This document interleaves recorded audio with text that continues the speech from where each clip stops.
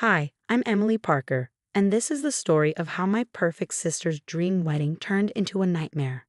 Not because I wanted revenge, but because sometimes the truth refuses to stay buried. I was adopted by the Parkers when I was 6 months old. My parents, especially my dad, James Parker, always made sure I never felt different from my biological sister Kate, who was born 2 years after they adopted me. At least that's what I thought for 28 years. Dad's company, Parker Innovation Labs, was his pride and joy, a small research and development firm that created custom solutions for manufacturing companies.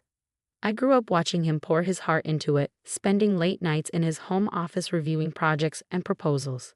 While Kate excelled in dance recitals and beauty pageants, I inherited Dad's passion for innovation. I spent my summers interning at the company, learning every aspect of the business. After getting my engineering degree, I joined full-time as a project manager. That was 8 years ago. Since then, I'd worked my way up to Chief Innovation Officer, helping transform our small family business into an industry leader worth over $100 million. Kate, meanwhile, had become a successful social media influencer, posting about luxury lifestyle and relationship advice. The problem started when Kate got engaged to Thomas Bradford IEI, heir to Bradford Technologies, one of our biggest competitors. This merger of families will be perfect for business, Mom gushed during Kate's engagement party at our family estate. The champagne was flowing, and everyone who was anyone in the tech industry had been invited. I should have seen the signs earlier, the whispered conversations that stopped when I entered rooms, the strange looks from board members, the way Dad had been avoiding one-on-one meetings with me for weeks. Kate clanked her crystal champagne flute, gathering everyone's attention. She stood on the mansion's grand staircase, her designer dress sparkling under the chandelier lights. Thomas stood beside her, looking every bit the proud future CEO he was being groomed to be. "Thank you all for coming to celebrate our engagement," Kate beamed. "But there's something else we need to address tonight." My stomach dropped as her eyes found me in the crowd. "Emily, dear sister," her voice dripped with false concern. "We need to talk about the money." The room fell silent. I clutched my glass tighter. "What money?" "The $2 million that's missing from the company accounts." She paused for dramatic effect. "The money you've been embezzling for the past year." The accusation hit me like a physical blow. Whispers erupted around the room. I looked to Dad for support, but he wouldn't meet my eyes. "What are you talking about?" I managed to say. "I would never." "We have proof," Thomas interrupted, pulling out a folder. Financial records showing systematic theft through a series of cleverly hidden transactions, all traced back to your personal accounts. I felt the room spinning. "Dad, you know I would never steal from the company. Everything I've done has been for." "Save it," Kate snapped. "You're just the adopted one, trying to steal what rightfully belongs to the real Parker family. It's time to pay it all back." The silence that followed her words was deafening. I waited for Dad to defend me, to say something, anything. Instead, he slowly nodded. "The evidence is quite clear, Emily," he said quietly. "I think it would be best if you resigned immediately. We won't press charges if you return the money." In that moment, everything I thought I knew about my family shattered. 28 years of love and belonging crumbled under the weight of one accusation. I set my glass down carefully on a nearby table. "You want me to resign? Fine, I quit. But you should check those financial records more carefully before you make accusations." I walked out of the party with my head held high, ignoring the whispers and stares. As I reached my car, I heard Kate's voice ring out from the doorway. "Don't forget to return your company laptop and phone. We wouldn't want you deleting any evidence." I smiled despite the tears threatening to fall. My sister had always been so focused on appearances that she never bothered to learn how the company actually worked. She had no idea that for the past 3 years I'd been documenting everything. That night, as I sat in my home office, I began implementing the contingency plan I created but hoped never to use. Years of watching other family businesses implode had taught me to always be prepared for betrayal.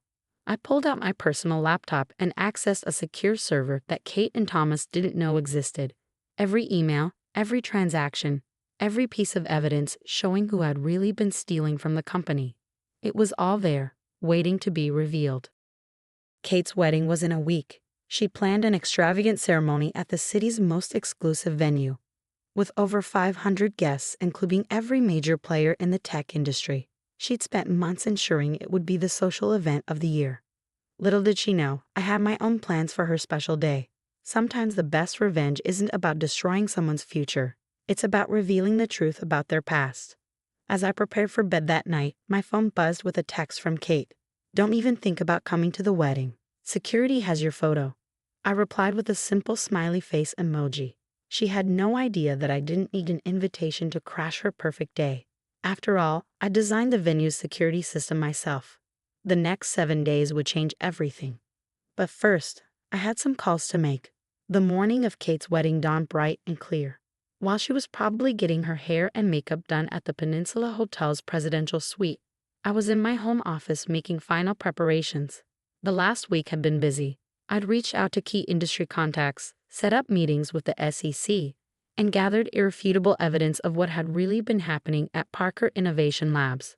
But my most important call had been to someone Kate had completely forgotten about. Our company's original programmer, old Joe.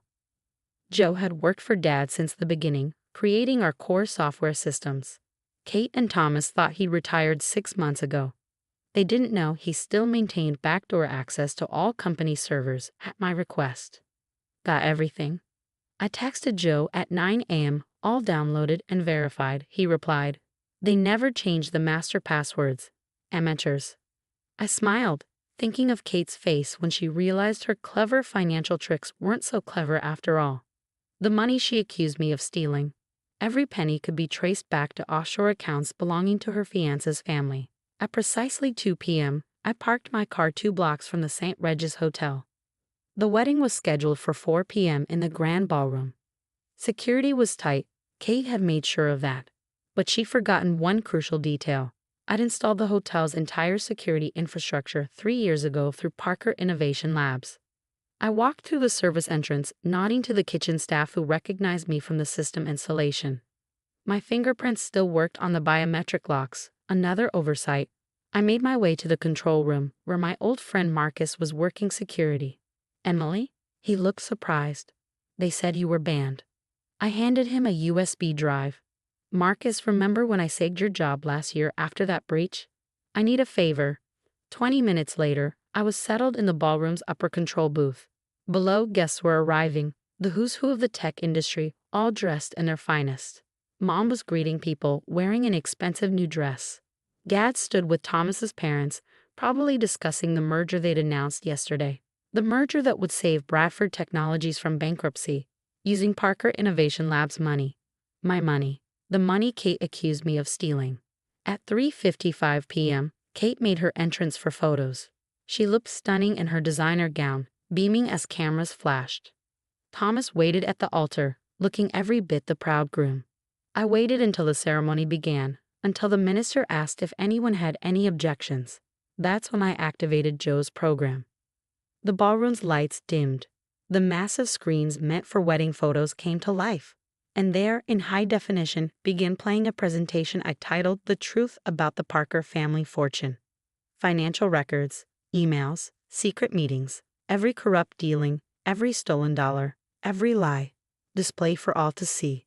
Kate's face went from confusion to horror as she watched proof of her fiance's embezzlement scheme unfold on screen. Turn it off, Thomas shouted, but the hotel's systems weren't responding to anyone but me. Then came the recording. A conversation between Kate and Thomas from 3 months ago.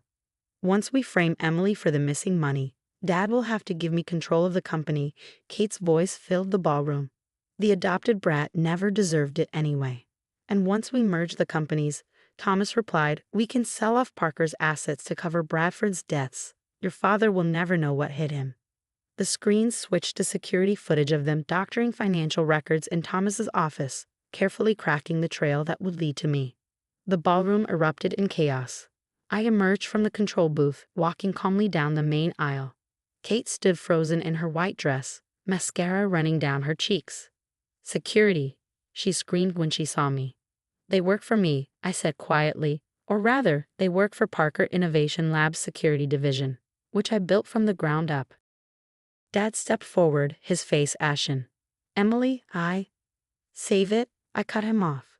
Check your email.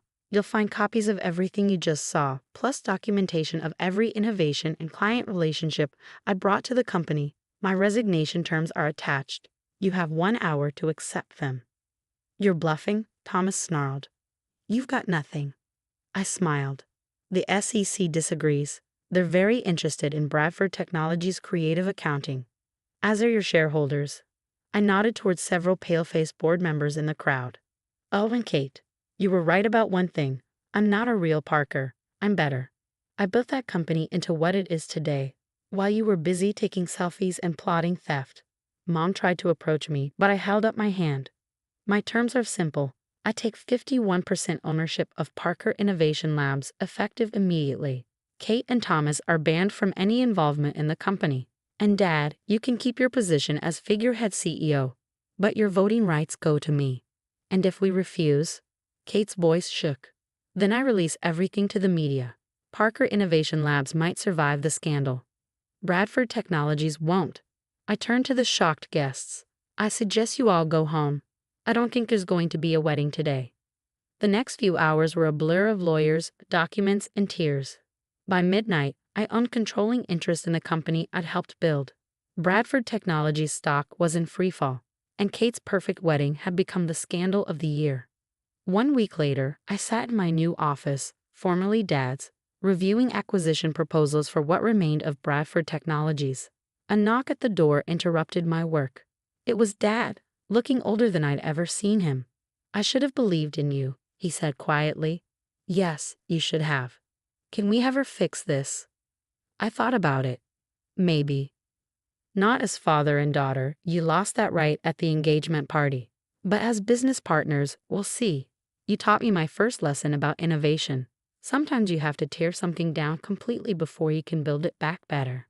He nodded sadly and left. I turned back to my window, looking out at the city skyline.